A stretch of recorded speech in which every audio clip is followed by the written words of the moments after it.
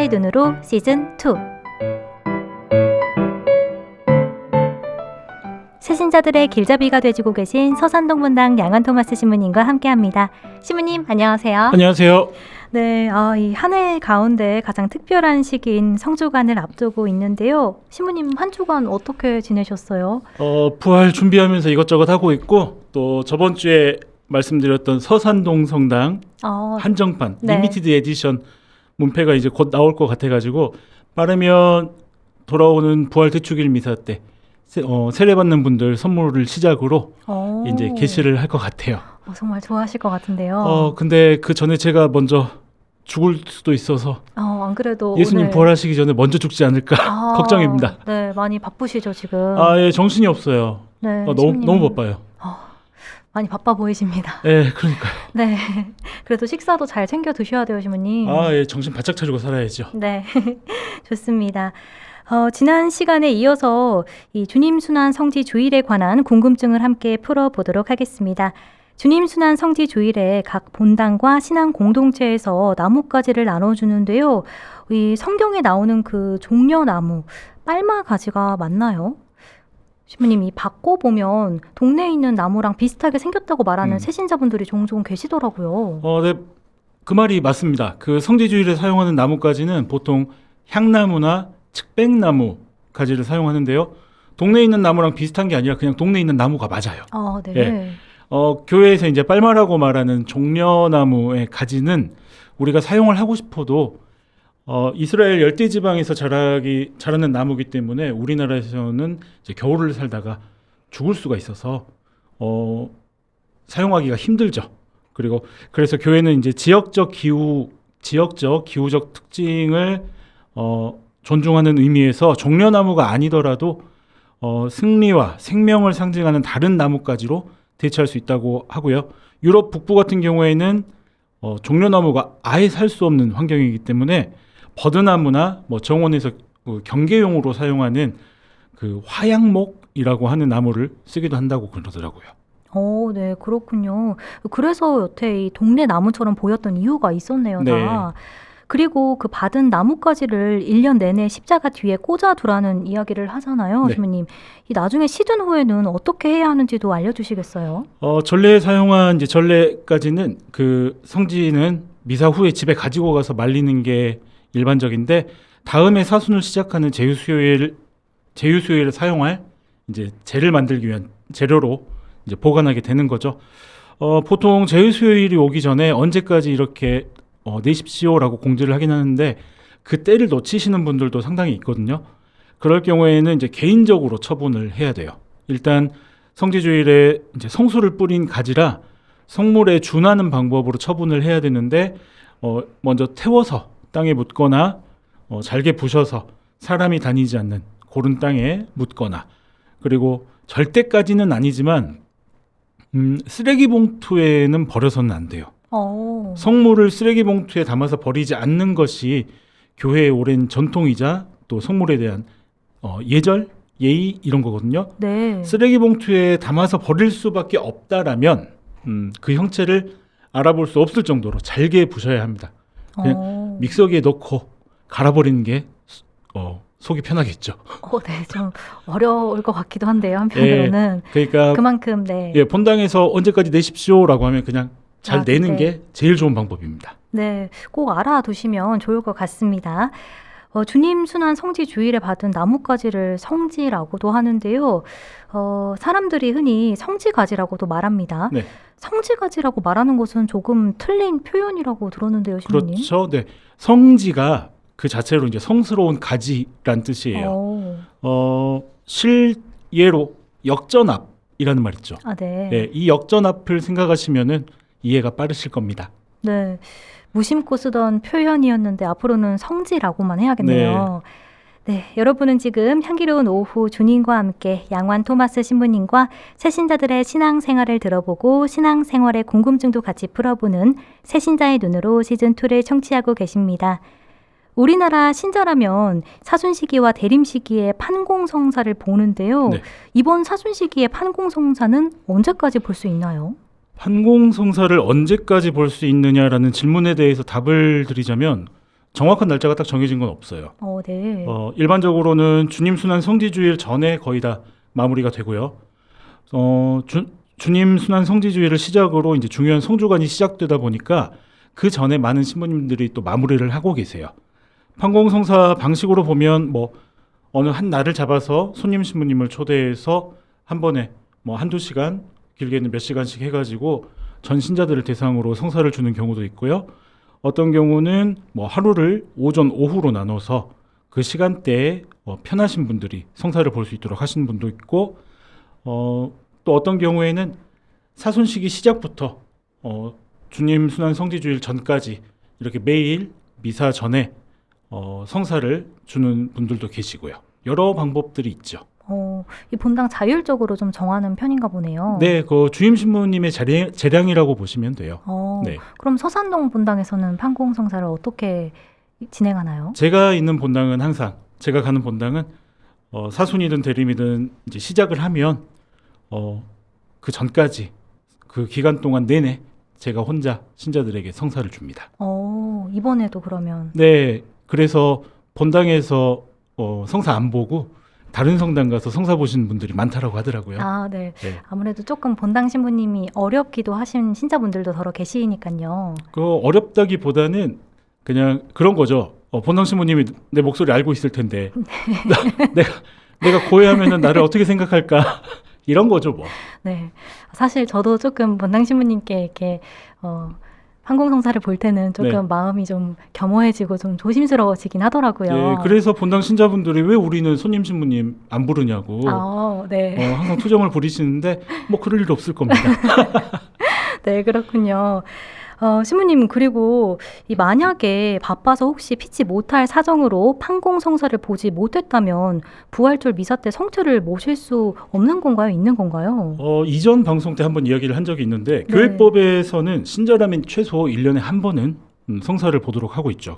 하지만 한국 교회는 특별히 한 번이 아니라 2번 판공성사를 보게 되는데 제가 본당에서 혼자 이제 판공을 계속하면 개인적으로 정말 안타까운 부분이 있거든요. 그게 뭐냐면 판공 때만 성사 보시는 분들이 대부분이라는 거예요.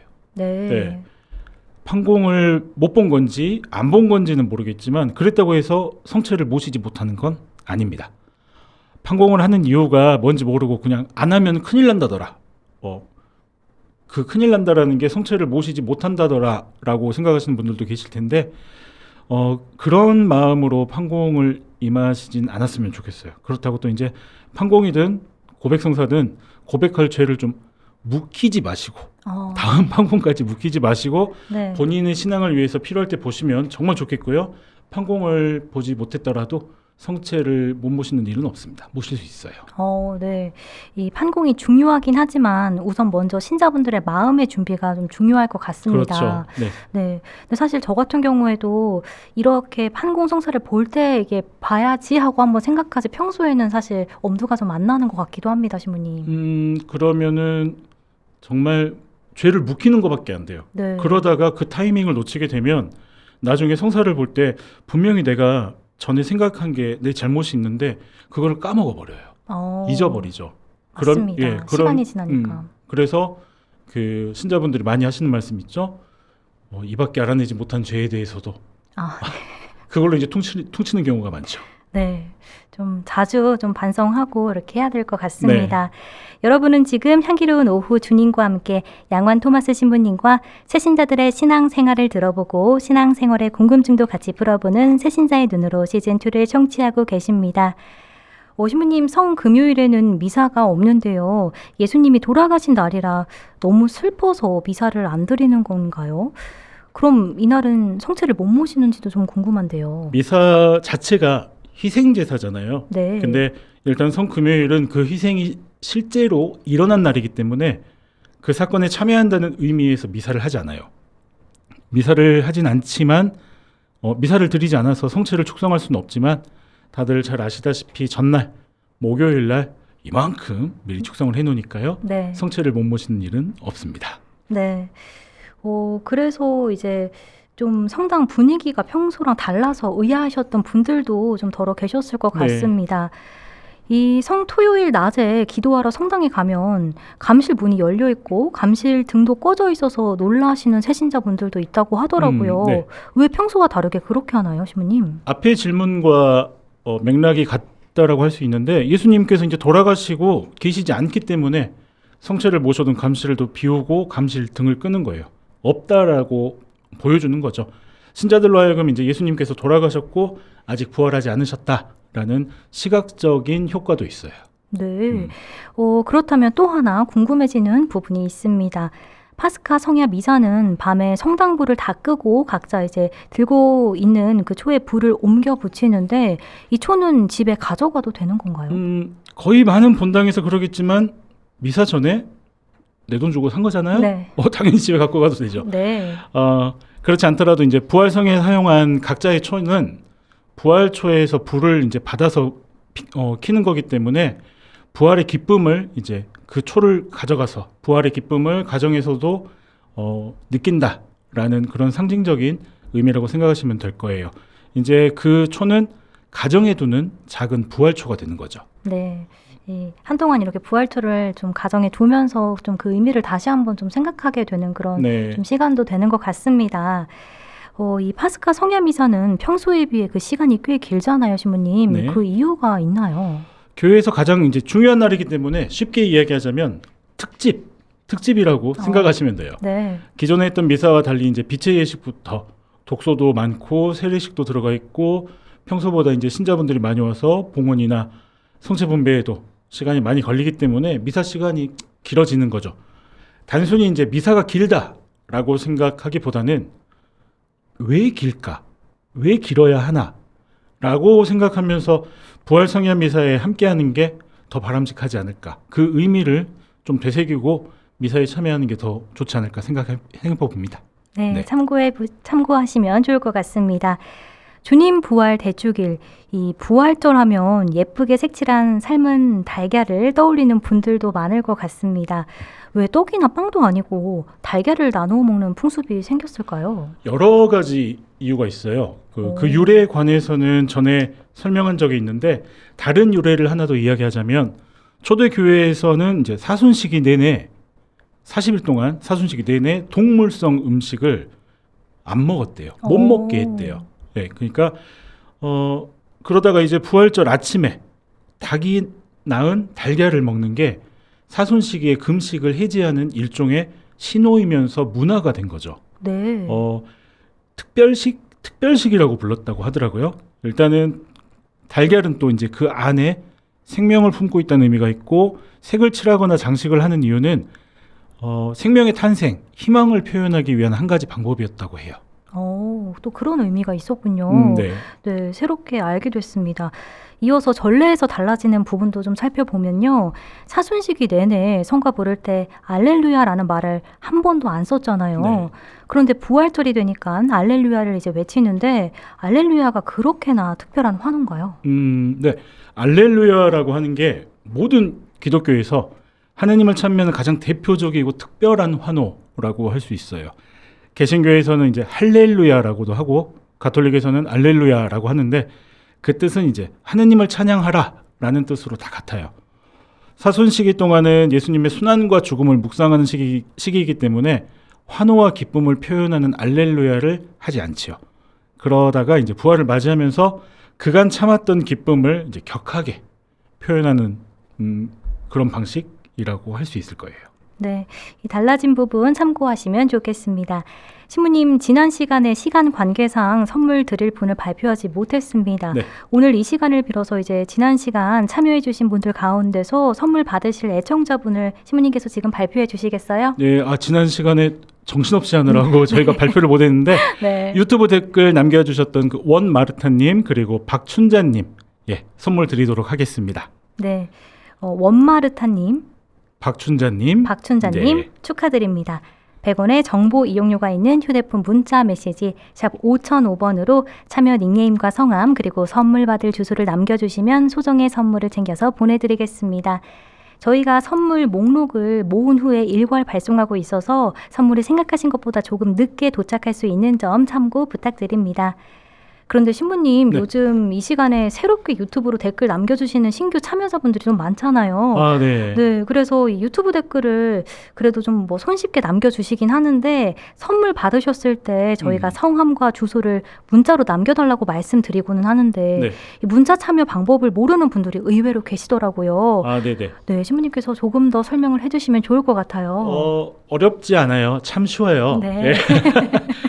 그냥 휴대폰 문자 메시지를 보내는데 그 보내는 사람 전화번호 적는 칸에 샵 5005, 샵 5005를 입력한다고 생각하시면 돼요. 그 유튜브 함께하고 계신 분들은 화면으로도 이제 방법을 보여드리고 있으니까요. 선물 당첨되신 분들은 유튜브 참여 닉네임, 성함, 주소 꼭 문자로 남겨주시기 바랍니다. 전화번호 샵 5005번입니다. 네, 신부님께서 아주 자세히 잘 설명을 해주셨는데요. 참고로 문자 한 건당 100원이 부과되고요. 샵 5005로, 샵 5005로 휴대폰 문자를 남겨주시면 저희 쪽에 여러분 번호가 뜨니까요. 휴대폰 번호는 꼭 남기지 않으셔도 됩니다. 네. 네, 신부님, 신자분들이 다가오는 성주간을 어떤 마음과 자세로 보내셨으면 하시나요? 성주간을 보내면서 이제 마냥 우울하고 슬프고 아프고 힘들고 이런 이미지라고 생각하지 않았으면 좋겠어요. 제가 방송에서 항상 강조하는 부분이지만 우리는 고통과 어려움이 지금 있더라도 그 너머에 있는 희망을 보고 또 그것을 희망해야 우리의 신앙이 더 단단해지고 강해질 수 있거든요.